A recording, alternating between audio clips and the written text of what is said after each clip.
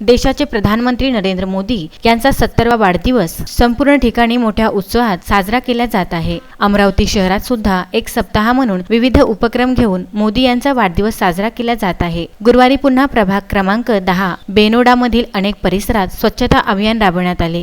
सकाळी वृद्धाश्रमात गरिबांना नाश्ता वाटप करून दुपारी चैतन्य कॉलनी परिसरात स्वच्छता अभियान घेण्यात आले। या प्रभागाच्या नगरसेविका तसेच माजी उपमहापौर संध्या टिकले यांच्या मार्गदर्शनात विविध उपक्रम राबवण्यात आले। यावेळी भाजपा पदाधिकारी मंगेश खुंडे, लता देशमुख, बत्रा, प्रकाश सरदार गहलोत सह अनेक पदाधिकाऱ्यांनी या उपक्रमामध्ये सहभाग घेतला।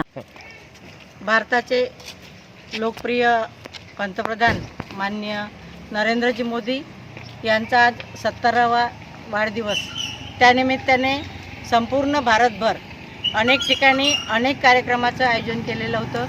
सेवा सप्ताह म्हणून आम्ही जवळपास 7 दिवस त्यांच्या वाढदिवसाच्या निमित्ताने विविध कार्यक्रम संपूर्ण भारतभर राबवलेले आहे। त्यातीलच एक भाग म्हणून काल याच प्रभागात वृक्षारोपणाचा मोठ्या प्रमाणात कार्यक्रम घेण्यात आलेला आहे। सर्व मंडल स्तरावर हे कार्यक्रम राबविण्यात येत आहे। प्रत्येक मंडलामधून अमरावतीमध्ये 7 मंडलाच्या माध्यमातून प्रत्येक ठिकाणी कार्यक्रम राबवण्यात येत आहे। आमच्या विद्यापीठ मंडलामध्ये मागील 7 दिवसापासून वृक्षारोपण, आज स्वच्छता अभियान आणि असे विविध कार्यक्रम, फळ वाटप, वृद्धाश्रमामध्ये माझ्याच प्रभागात वृद्धाश्रम आहे, सुखशांती बहुउद्देशीय वृद्धाश्रम, त्या ठिकाणी आम्ही फळं आणि बिस्किट वाटपाचा कार्यक्रम घेतलेला आहे महिला मोर्चाच्या वतीने। हे सर्व कार्यक्रम आणि भारतीय जनता पार्टीच्या महिला मोर्चाच्या वतीने हे सर्व कार्यक्रम आम्ही राबवत आहोत।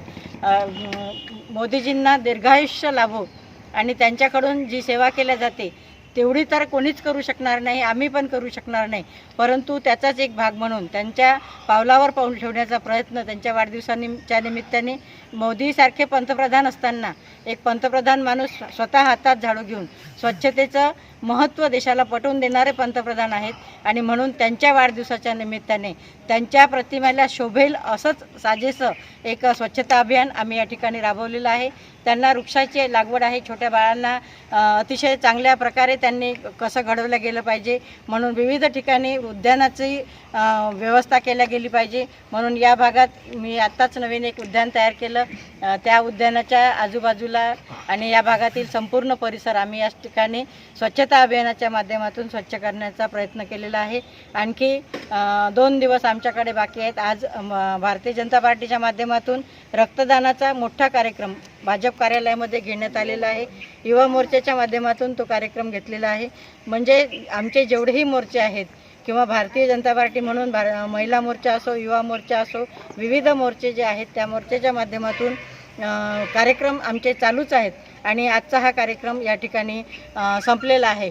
आणि हा जो कार्यक्रम घेतला या कार्यक्रमाला माझ्या प्रभागातील सर्व नागरिकांनी सहकार्य केलं। या ठिकाणी भारतीय जनता पार्टीचे सरचिटणीस गजानन भाऊ देशमुख, मंडलाचे अध्यक्ष कांबे साहेब, आणखी त्यांचे सरचिटणीस प्रकाश भाऊ, छोटू पाटील आणि महिला मोर्चाच्या शहराच्या अध्यक्षा लताताई देशमुख, श्रद्धाताई गहलोत, मंडलाच्या अध्यक्षा आमच्या सीमाताई बत्रा आणि आमचे सर्व कार्यकर्ते या ठिकाणी उपस्थित झाले। या सर्वांचं मी या ठिकाणी मनपूर्वक खूप खूप अभिनंदन करते। आम्हाला नेहमीच सहकार्य करणारे प्रशांत भाऊ असो, आमचे काळे काका असो किंवा आमचे सर्व स्वच्छता कर्मचारी ज्यांच्या भरोशावर आपण स्वच्छतेची मोहीम राबवतो, परंतु आता एवढा कोरोनाचा संक्रमण काळ आहे, परंतु आपले कर्मचारी जे आहेत, जे स्वच्छता कर्मचारी आहेत, खरोखर त्यांनी जे कार्य केलं आणि त्यांचा जो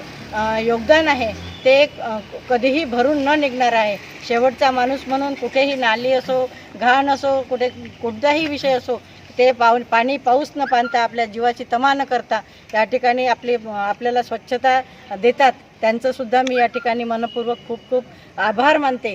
आणि मोदीजींनीसुद्धा एका स्वच्छता कर्मचाऱ्याचे पायसुद्धा धुतलेले आहेत की जो स्वच्छता कर्मचारी शेवटचा माणूस आहे, ज्याच्यामुळे आपला संपूर्ण भारत हा स्वच्छ राहतो, अशा स्वच्छता प्रभागातसुद्धा जे स्वच्छता कर्मचारी काम करतात त्यांचे मी खूप खूप मनापासून आभार मानते। आणि कोरोनाचा संक्रमण काळ चालू आहे, आता खूप मोठ्या प्रमाणात कोरोनाची लागण होत आहे, तर सर्व अमरावतीकर जनतेला मी विनंती करेल की त्यांनी खरोखर जर काम असेल तरच घराबाहेर निघावं, अन्यथा आपल्या घरातच राहावं. विनाकारण घराबाहेर न फिरता आपल्या घरातील मुलाबाळांचं, आपल्या घरातील छोट्या म्हाताऱ्या आईवडिलांचं आणि आपल्या आजूबाजूच्या शेजाऱ्याचं आणि स्वतःचं संरक्षण करावं अशी मी सर्व अमरावतीकर जनतेला विनंती करते. आणि विदर्भ न्यूज ब्युरो, अमरावती.